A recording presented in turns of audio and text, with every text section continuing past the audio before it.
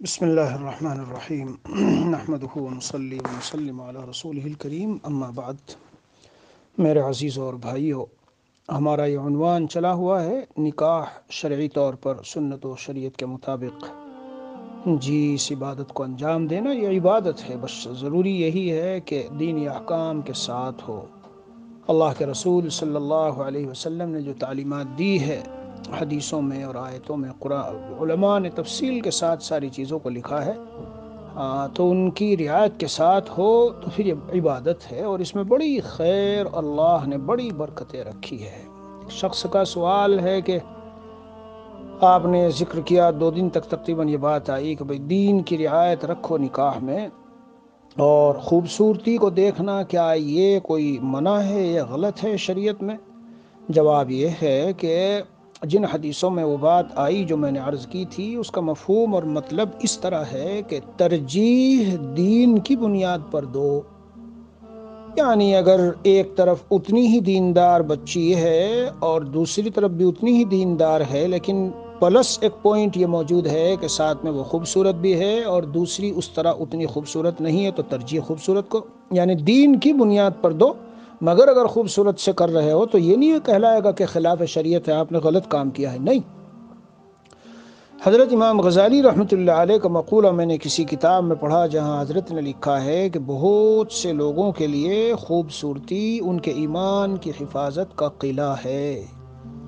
جی اگر ایسے ہی ادھر ادھر کسی سے شادی ہو گئی تو چند دن کے بعد وہ بیچارہ یا تو دوسری طرف جا کے مبتلا ہو جائے گا اور اپنے دین ایمان کا اس کا سودا کر لے گا، اور یا پھر طلاق کی نوبت آئے گی، یا بدمزگی کے ساتھ زندگی گزرے گی، بدمزگی رہے گی اور بے کیفی رہے گی، زندگی میں کیف اور سرور نہیں ملے گا۔ ہاں، اس لیے جہاں حدیث شریف میں بات آئی ہے تو اس کا مفہوم یہ نہیں ہے کہ اس سے بالکل صرف نظر کیا جائے، اس کو اگر ملحوظ رکھیں لیکن ترجیح دین کو دیں۔ جی ہاں، یہ نہ ہو کہ دنیا دار ہے خالص لیکن نہ پردہ ہے، نہ شریعت ہے، نہ نماز ہے، بازاروں میں گھومنا ہے، اور ایک طرف دیندار نیک تقوی والی ہے، وہ ذرا کچھ اتنی وہ خوبصورت نہیں ہے، تو ترجیح اس کو دو جو دین والی ہے، اس کو نہ لاؤ، ورنہ دنیا میں بھی اور آخرت کے اعتبار سے بھی بہت نقصانات اٹھانے پڑتے ہیں۔ بہرحال تو میں نے کہا اس سوال کا آپ کو اس کے متعلق بتا دوں، اس کی رعایت رکھنا کوئی شریعت کی خلاف ورزی کی بات نہیں ہے کہ بھئی شریعت کے خلاف ہے۔ جی ہاں، اسی طرح ایک بات اسی ضمن میں یہ بھی بتاتا چلوں، بہت سی مرتبہ ایسے واقعات پیش آتے ہیں اور ان میں بہت دوریاں پیدا ہو جاتی ہے۔ کیا کسی نے کہیں نکاح کا پیغام بھیجا ہے اور ان کی بات چیت چلی ہوئی ہے، اور آپ کو معلوم ہو گیا کہ ماشاءاللہ ہمارا ایک مسلمان بھائی ہے اور اس کا وہاں رشتہ گیا ہوا ہے، دیکھیے کیا جواب آتا ہے۔ اگر ان کی طرف سے آپس میں بھی بات چلی ہوئی ہے تو حدیث شریف میں میرے عزیزو کیا مذہب اسلام ہے ہمارا، کیا دین ہے واقعی، مر مٹے اس دین پر، ایک ایک ادا اس کی ایسی اعجازی شان اپنے اندر لیے ہوئے ہے۔ روایت میں آیا کہ جب وہ منگنی کی بات وہاں ہے اور چلی ہوئی ہے تو بیچ میں تم اپنی منگنی پیش نہ کرو وہاں، یہ ایذاء مسلم ہے، مسلمان کو تکلیف دینا ہے، اور ایک طرح سے جو تعلق جڑنے والا تھا اس میں مخل ہونا اور خلل ڈالنا ہے، تو اس کا بھی اہتمام رہنا چاہیے۔ اگر ذہن میں ہے بھئی فلاں جگہ رشتہ کرنا ہے، لیکن آپ سے پہلے کہیں اور سے اس کا پیغام آیا اور ابھی بات چلی ہے اور میلان ہے کہ شاید وہ قبول کر لے، تو تب اتنی مدت کے لیے آپ خیر کی دعا کرو۔ ہاں، اور اگر یہ پتہ چل گیا کہ نہیں وہاں ان کا نظام نہیں بنا ہے، اب آپ 2 دن بعد، 4 دن بعد، مہینے بعد جب جانا چاہتے ہو تو جا کے اب اپنا پیغام رکھو، لیکن اس دوران نہیں رکھنا چاہیے۔ یہ ایسی بات میں عرض کرتا ہوں کہ کیا کمال کا دین ہے، یعنی دیکھ لو اس پر آج جنگیں ہو رہی ہے، لڑائیاں ہو رہی ہے، جنگیں ہو رہی ہے، ایسا معاملہ ہے یہ، لیکن شریعت نے کہا جس کا مقدر اگر وہ پہلے ہے اور اسی کا اس میں ہے تو بس تم یہاں سے ہٹو اور اس کو کرنے دو، بیچ میں وہ نہ ڈالو۔ دعا مانگنا کسی خاص اس کے لیے، جواب یہ ہے کہ اگر خاص کے لیے دعا مانگو تو یوں کر کے مانگنی چاہیے کہ اے اللہ اگر اس بچی کے رشتے میں میرے لیے خیر ہے تو مقدر فرما دیجئے، یوں۔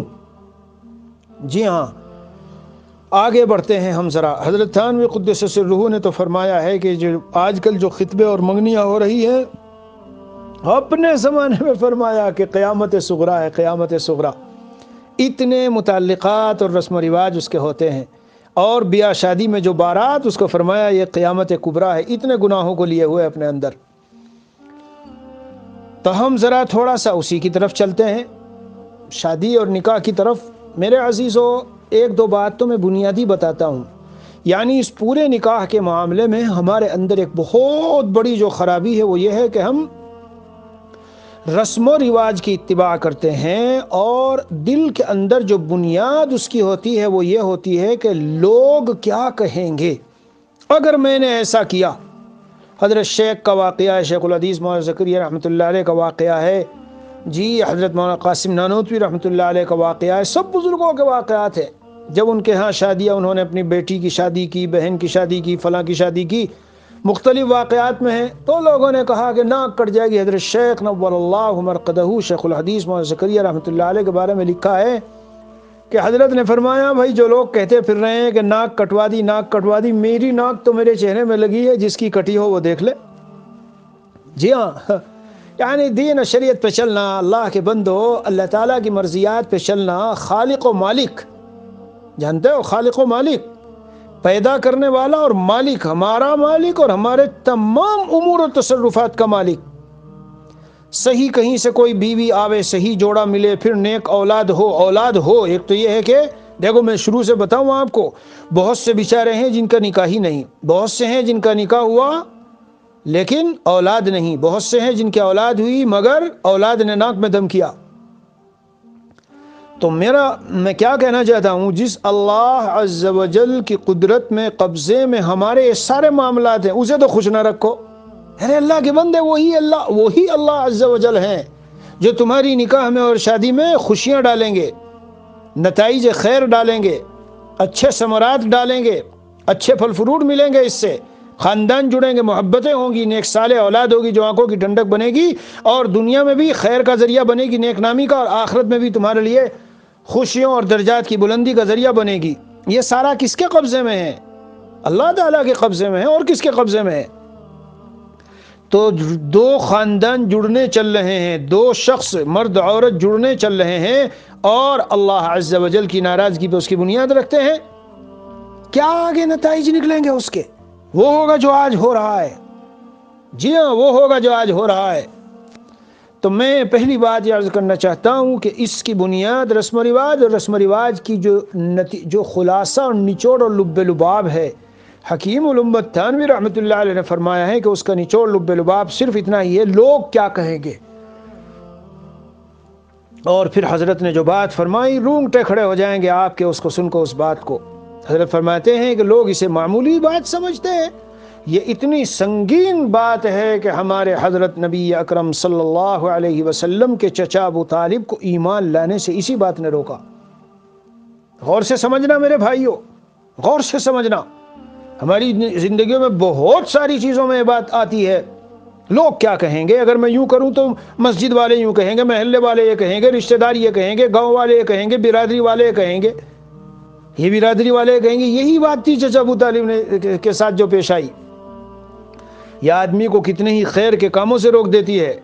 حضرت عائشہ رضی اللہ عنہا کو حضرت معاویہ رضی اللہ عنہ نے جب خط لکھا تھا کہ نصیحت فرما دے اماں جان، تو حضرت نے عائشہ رضی اللہ عنہا نے یہ نصیحت فرمائی تھی۔ نبی کریم صلی اللہ علیہ وسلم کا ارشاد، من التمس رضا اللہ بسخط الناس، جو اللہ تعالیٰ کی رضا کا طلبگار ہو، لوگوں کی ناراضگی کو گوارا کر کے، کفاہ اللہ مؤنۃ الناس، تو اللہ تعالیٰ اس کو لوگوں کی تکلیف کی طرف سے اور ان کے جانب سے پیش آنے والے جو مشقت اور تکلیف اور ایذا اور معاملات ہیں ان کی طرف سے اللہ کافی ہو جاتے ہیں۔ اور اس کا الٹا بھی ہے، وَمَنِ الْتَمَسَ رِضَا اللَّهِ رِضَا النَّاسِ بِسَخَطِ اللَّهِ، جو لوگوں کی رضا چاہتا ہے اور اللہ کو ناراض کرتا ہے، جی تو اللہ تو ناراض ہو گئے۔ روایت میں ہے کہ وَكَلَهُ اللَّهُ إِلَى النَّاسِ، اللہ عز و جل اسے لوگوں کے حوالے کر دیتے ہیں۔ پہلے والے کے ساتھ یہ ہوتا ہے کہ ہوتے ہوتے شدہ چند دنوں میں لوگوں کے دلوں میں اس کی ایسی عزت ڈالی جاتی ہے کہ وہ جو اس وقت میں بظاہر مخالف بھی ہوئے تھے، وہ بھی سارے معتقد مرید بن کر اور اس کے ماننے والے اور جان نثار کرنے والے ہو جاتے ہیں، اور وہ جو گناہوں کا ارتکاب کر کے لوگوں کو خوش کیا تھا، اس سے ایسی باتیں کچھ صادر ہوتی ہے کہ اس کے نتیجے میں شدہ آہستہ آہستہ ون بائی ون کر کے وہ سارے اس سے بدزن ہو جاتے ہیں، اور کسی کے دل میں پائیدار محبت نہیں ہوتی، ظاہری رسمی طور پہ اگر کچھ ہو بھی۔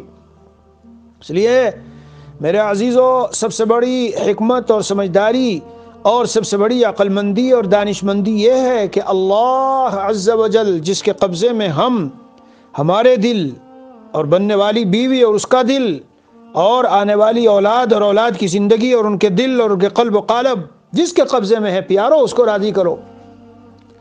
سنایا تھا میں نے کسی دن بیان میں قصہ، ہمارے ایک دوست ہیں، جب ان کو گھر والوں نے بٹھایا کہ بھئی تمہارا نکاح کرنا ہے اور یہ ہے اور یہ ہے اور یہ ہے، تو کہا کہ نہیں ٹھیک ہے ساری باتیں، لیکن دیکھو شریعت کے مطابق ہوگا، سنت کے مطابق ہوگا، یہ سب رسم و رواج نہیں چلیں گی میرے نکاح میں۔ بڑے پریشان، سب خفا ہو گئے اور ہائے ہلا ہونے لگی گھروں میں ان کے۔ بہرحال پھر یہ ہوا کہ سب خاندان کے بڑے اکٹھے ہوئے اور اکٹھے ہو کے ان کو بلایا اور کہا بھئی دیکھو یہ تمہارے چچا یا خالو یا ماموں یا ابا یا فلاں فلاں سب آج جمع ہیں یہاں، بڑے ایک بات بتاؤ مولانا، بات یہ بتاؤ کہ بے شک ہم مانتے ہیں آپ عالم دین ہیں، لیکن بڑوں کی بات ٹھکرانا اور نہ ماننا اور بڑوں کی بے احترامی بے اکرامی جی اور ان کی باتوں کو اہمیت نہ دینا، یہ بھی کہیں دین اسلام سکھاتا؟ یہاں کتنے مولوی لوگ ہیں جن کی شادی اسی طرح ہوتی رہی تمہاری برادری میں، تم کون نئے آئے ہو؟ سنتے رہے وہ، سنتے رہے۔ پھر تھوڑی دیر کے بعد جب وہ بات کہہ لی، انہوں نے کہا کہ نہیں نہیں نہیں، یہ کیسے ہو سکتا ہے؟ بڑوں کی بات ماننا تو شریعت کا تو خاص ہے، یہ ان کا اکرام احترام، ان کی اطاعت فرمانبرداری اور یہ تو پھر تم یہ سب باتیں کیوں نہیں مان رہے ہو؟ کہا بس ایک سوال میں کرتا ہوں آپ لوگوں سے، جیسے آپ نے ایک سوال کیا میں نے جواب دیا، ایک سوال میں کرتا ہوں، وہ میرا سوال یہ ہے کہ یہ بتاؤ آپ لوگ سارے جو آئے ہیں چچا تایا وغیرہ، یہ زیادہ بڑے ہیں جن کا میں کہنا مانوں، یا اللہ عز و جل زیادہ بڑے ہیں؟ بس یہ جواب دے دو، آپ لوگ بڑے ہو یا اللہ بڑے ہیں؟ سب بولے کہ جی اللہ کی ذات ہے، اللہ کی ذات بڑی ہے، ہم کیوں بڑے ہوتے؟ تو کہا تو تمہارے ہی اصول سے بس میں یہ بات مانتا ہوں کہ جو بڑا ہو تو اس کی بات مانو، لہذا میں ایک اللہ کی بات مانتا ہوں۔ تو سارے چپ چاپ خاموش رہ گئے، کہنے لگے یہ مولوی ہے، مولوی قابو میں نہیں آوے گا، یعنی یہ مولوی صاحب ہیں، اسے قبضے میں۔ ارے بھائی کیا مولوی صاحب، یہ اس طرح کی بات ہے جیسے حضور اقدس صلی اللہ علیہ وسلم جب گفتگو فرماتے تھے اور وہ لوگ چپ ہو جاتے تھے، کوئی جواب نہیں بنتا تو کہتے تھے ساحر ہے، جادوگر، سحر کر دیا۔ کیا سحر کر دیا اور کیا جادوگر؟ حق ہے، حق کے سامنے باطل دبا کے بھاگتا ہے، ٹھہرے گا کیسے؟ اس لیے نکاح میں جتنی رسمیں ہیں ان کی بنیاد دراصل یہ ہے کیا لوگ کیا کہیں گے، اور جو دعوتیں ہو رہی ہے اور بڑا ولیمہ ہو رہا ہے اور بڑے کھانے دیے جا رہے ہیں، بہت جہیز دیا جا رہا ہے اور بڑی بارات آ رہی ہے اور مختلف قسم کے کھانے ہیں، اس میں اس کا نچوڑ کیا ہے؟ اے لوگو، میں ہوں، فلاں نے 3 کھانے اور 4 کھانے کیے تھے، 15 کھانے ہیں اور 10 کھانے ہیں۔ آج کل سن رہے ہیں ہم یہ سب باتیں، سن رہے ہیں، لاکھوں کیا کروڑوں لٹائے جا رہے ہیں۔ میں تو سن کے یہ کہتا ہوں ضرور اس کے مال میں حرام مال کی وہ ہے، ضرور، چاہے وراثت کا حرام دبا رکھا ہو، چاہے بہنوں کا دبایا ہو یا کہیں سے اسی طرح الٹ پلٹ کمایا ہو، کیونکہ حرام مال کا خاصہ ہے کہ اللہ تعالیٰ اسی طرح اسے ختم بھی کراتے ہیں۔ جی ہاں، اسی طرح ختم بھی کراتے ہیں۔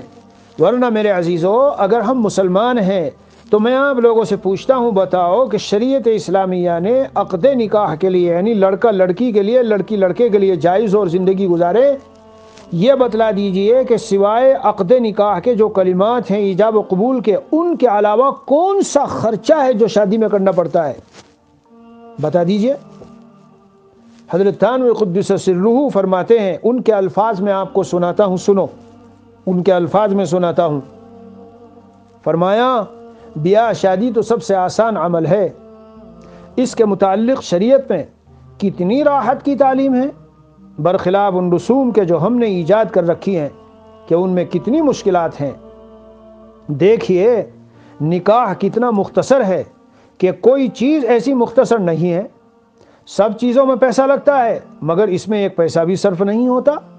آدمی کو رہنے کے لیے مکان کی ضرورت ہوتی ہے، اس میں بھی پیسہ لگتا ہے، کھانے پینے میں بھی پیسہ لگتا ہے، لیکن نکاح میں تو ایک پیسہ بھی نہیں لگتا، کیونکہ نکاح کا رکن ہے ایجاب و قبول، صرف زبان سے 2 لفظ کہنا ہے۔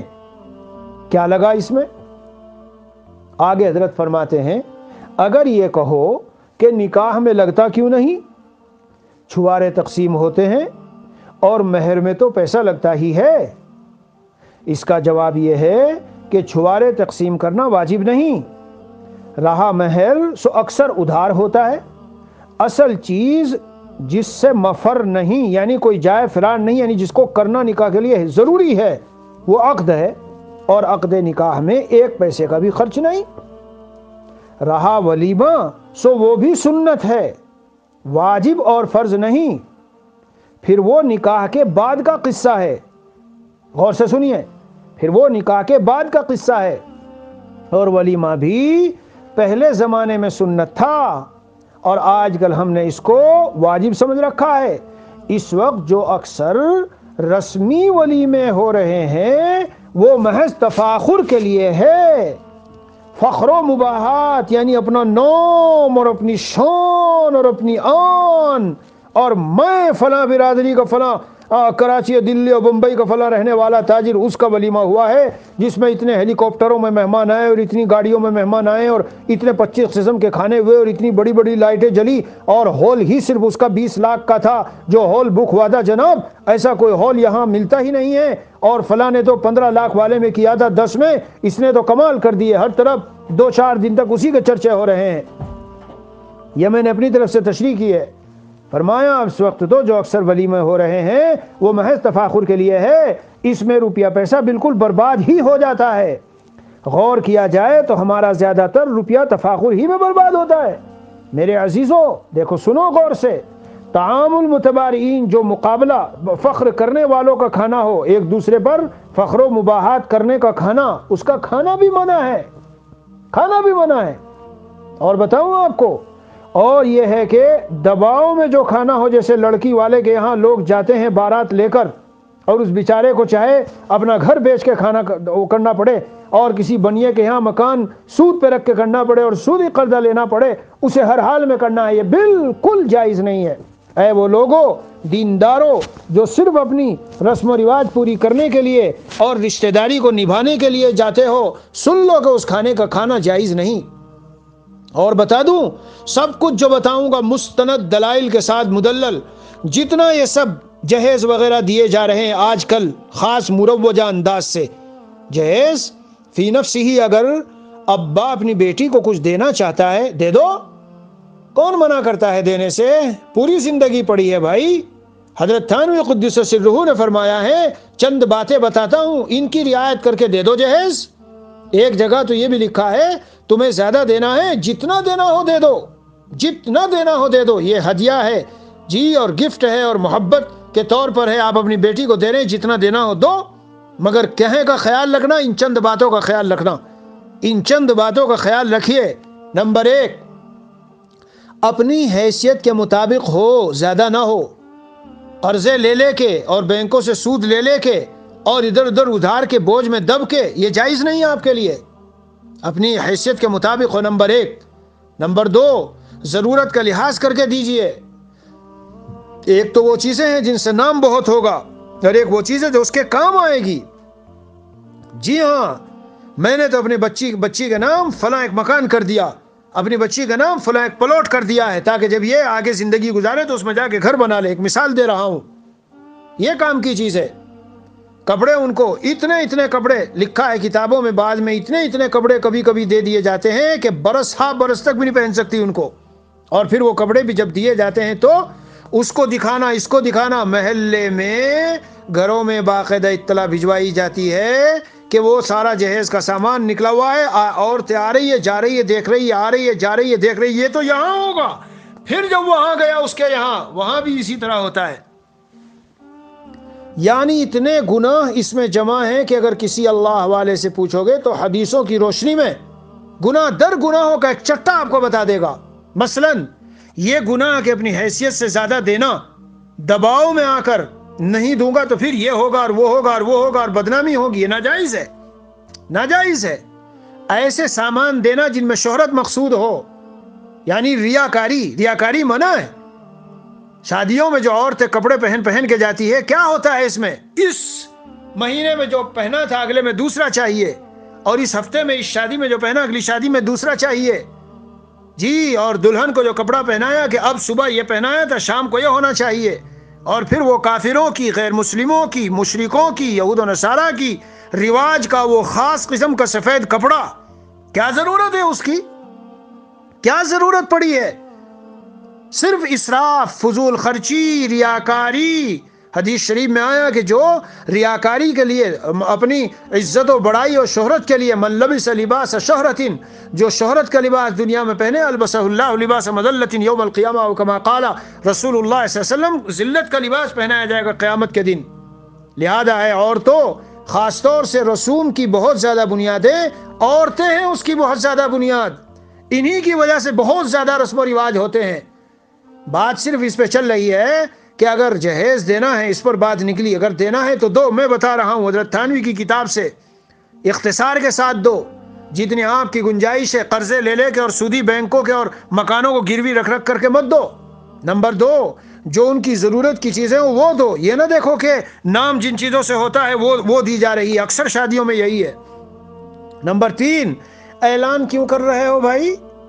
اعلان کیوں کر رہے ہو؟ ارے اپنی بچی کو آپ دیتے تھے، آج تک محبت نہیں تھی، آج تک نہیں خرید کے لا کے دیتے تھے، اور آگے زندگی میں پھر دوبارہ دینا نہیں ہے کیا؟ تو یہ اسی موقع پہ اعلان کیوں کیا جا رہا ہے؟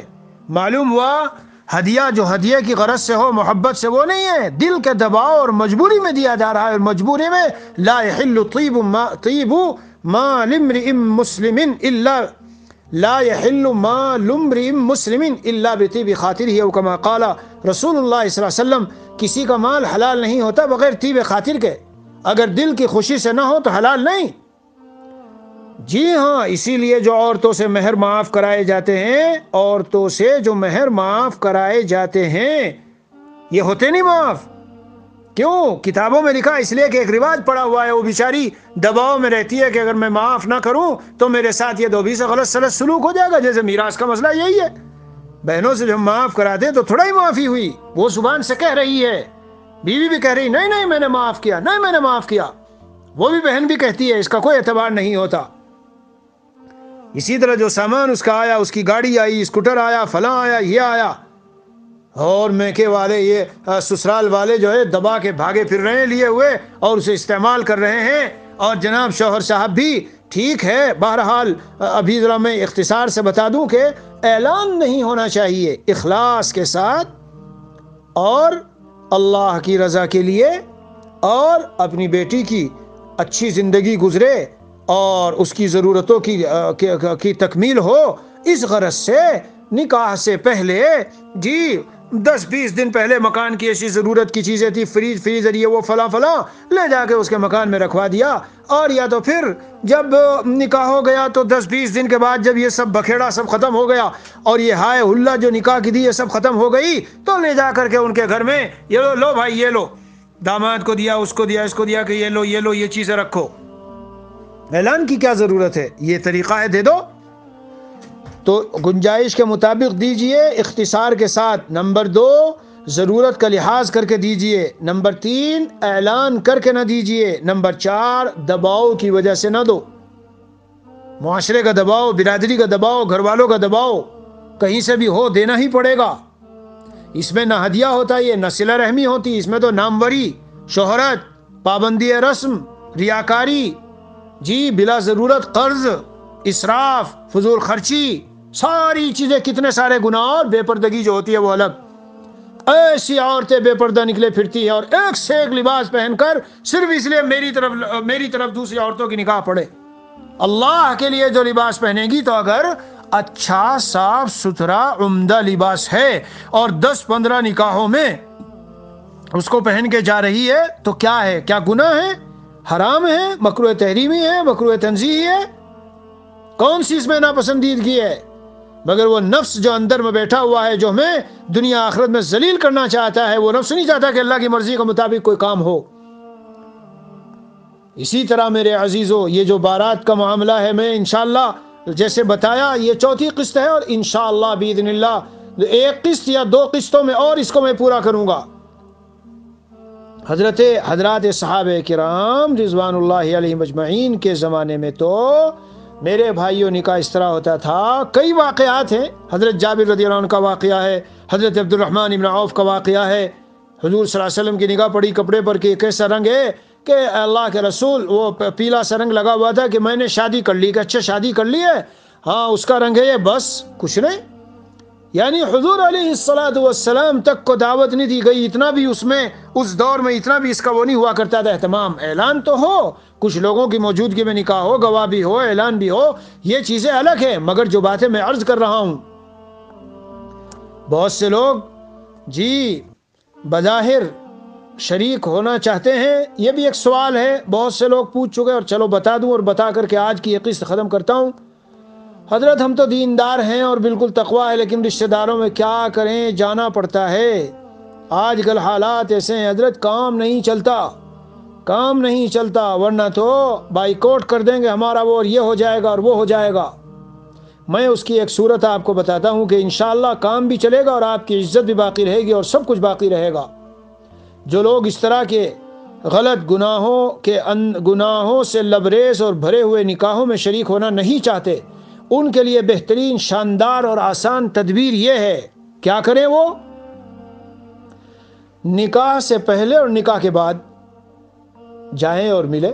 نکاح سے پہلے بھی خوب کام آؤ، خدمت کرو، چیزیں لا کے دو، یہ وہ جو ایسا معاملہ ہو ان کے کام شام نمٹانے کا، ادھر کہیں خط بھیجنا ہے، وہ کرنا ہے. غرض یہ ہے کہ انہیں محسوس ہو کہ بھئی ہم سے تو خوب محبت رکھتا ہے اور بالکل ٹھیک ہے.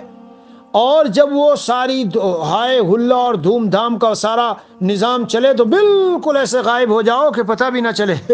ایک نکاح سے حضرت تھانوی اسی طرح نکل گئے تھے، سارے تھانہ بون والے ڈھونڈ رہے ہیں، ڈھونڈ لو کہاں ڈھونڈنا ہے. حضرت نے کہہ دیا تھا میں نہیں ملوں گا تمہیں، کیونکہ اسی طرح رسم و رواج کے معاملات تھے. جی ہاں. اور پھر جب وہ سارا ہائے ہلا ایک دو دن میں ختم ہو، اس کے بعد جا کے پھر بعد میں پھر سے ان کے شریک ہو جاؤ. اب وہ کہیں گے نہیں آپ نے اچھا نہیں کیا اور آپ کو تو ہونا تھا اور ہماری بڑی رسوائی ہوئی. سن لو، آرام سے سنو، اب تیڑ پھیڑ نہ کرنا. یہ میری قیمتی نصیحت یاد رکھو. تیڑ پھیڑ یعنی جوش غصے میں نہ بولنا. وہ کچھ باتیں ایسی کہیں گے جو غلط ہوگی، آپ نرمی کے ساتھ بتاؤ بھائی دیکھو میں دین کی پابندی کرنے کی کوشش کرتا ہوں، ویسے تو میں گنہگار آدمی ہوں، زندگی ایسے ہی گزری ہے بیکار، لیکن جو اللہ والے بتا دیتے ہیں، بڑے لوگ بتاتے ہیں، بزرگان دین، کچھ مان کے چلنے کی کوشش کرتا ہوں. اپنے بڑوں سے میں نے پوچھا تھا تو اس میں ایسی چیزیں تھی کہ انہوں نے منع کر دیا. آپ سے دل میں مجھے کوئی نفرت نہیں ہے، کوئی عداوت نہیں ہے، اور مجھے بہت محبت ہے، اسی لیے میں ابھی بھی آ گیا ہوں. لیکن جب تک وہ ساری چیزیں تھی میں نہیں آ سکتا تھا، اور ابھی بھی یہ ہدیہ لایا ہوں اور کوئی خدمت ہو تو بتاؤ. وہ بولیں گے، نہ معلوم کیا کیا بولیں گے. آپ ایسے ہی ریشم کی طرح نرم، سخت، مضبوط بنو. حضرت والا فرماتے تھے ڈنڈے لکڑی کی طرح وہ ہوگے سخت تو وہ ٹوٹ سکتی ہے، ریشم کی طرح یعنی اپنے موقف سے تو مت ہٹو. دین کی جو بات اپنے بزرگوں سے، اللہ والوں سے آپ نے سمجھ لی، اس پر تو جمے رہو. لیکن غصہ، تیڑ پھیڑ، گالی، برا بلا، تان و تشنی اور دین کو تیر کی طرح پھینک کے مارنا، یہ نہ کرنا، یہ نہ کرنا، یہ نہ کرنا. یہ جو میں نصیحت کر رہا ہوں پوری زندگی اس پر عمل کر کے دیکھو، ہر معاشرے میں آپ کھپ جائیں گے اور سب لوگوں کے درمیان آپ کی عزت ہوگی. تھوڑے بہت دنوں کے کھیل ہوتا ہے، اس کے بعد سب سے زیادہ محبت ایسے ہی آدمی کی لوگ کرتے ہیں کہ بھائی واقعی یہ پکا دیندار ہے، بھائی واقعی اللہ کا صحیح سچا بندہ ہے، بھائی واقعی یہ تو بالکل اپنی اس سے ہلتا نہیں ہے، صحیح وفادار حق تعالیٰ کا یہی، ہم تو ایسے ویسے ہی ہیں. یہ کہا کہ آپ کو حیلہ بتایا، جو دین پہ چلنا چاہتے ہیں، دین پہ چلنے کا وہ ہے. اسی طرح جب اپنا نمبر آئے ڈٹ جاؤ، جم جاؤ، ساری خلقت ناراض ہوا کرے، ہمیں کسی کی پرواہ نہیں ہے. جی تو نہ چھوٹے مجھ سے یار، اب تیرا چھوٹنا ہے غضب، یوں میں راضی ہوں مجھے چاہے زمانہ چھوڑ دے. اور جی اسی طرح سے ایک شعر ہے کسی اللہ والے کا ہی ہے یہ بھی، کہ سارا جہاں ناراض ہو پرواہ نہ چاہیے، مد نظر تو مرضی ہے جانا نہ چاہیے، بس اس نظر سے جانچ کے یہ کر تو فیصلہ، کیا کیا تو کرنا چاہیے، کیا کیا نہ چاہیے. انشاءاللہ آگے کل کو بڑھیں گے. آج کے یہ بنیاد، اصل میں بنیاد پہ میں نے بات کی ہے. بنیاد رسم و رواج کو پورا کرنا ہوتا ہے اور لوگوں کے دلوں میں محبوب بننا، اچھا کہلوانا، شہرت، اپنا نام، جی اور تھوڑی سی آؤ بھگت اور واہ واہ کرانی، بس ان سب چیزوں کو خاک میں ڈالو. اپنے محبوب نبی اکرم صلی اللہ علیہ وسلم کی دی ہوئی سنت اور شریعت کے مطابق کرو. دنیا و آخرت میں سرخروئی اور عزتیں اور خاندانوں میں اور ان میں محبتیں اللہ ڈالیں گے، اور پھر نیک اولاد اللہ اس کی برکت سے دیں گے. اللہ تعالی ہم سب کو ہر قدم پر پورے طور پر دین پر جمنے کی توفیق نصیب فرمائے۔ وصلی اللہ علی النبی الکریم وعلی آلہ واصحابہ اجمعین والحمد للہ رب العالمین۔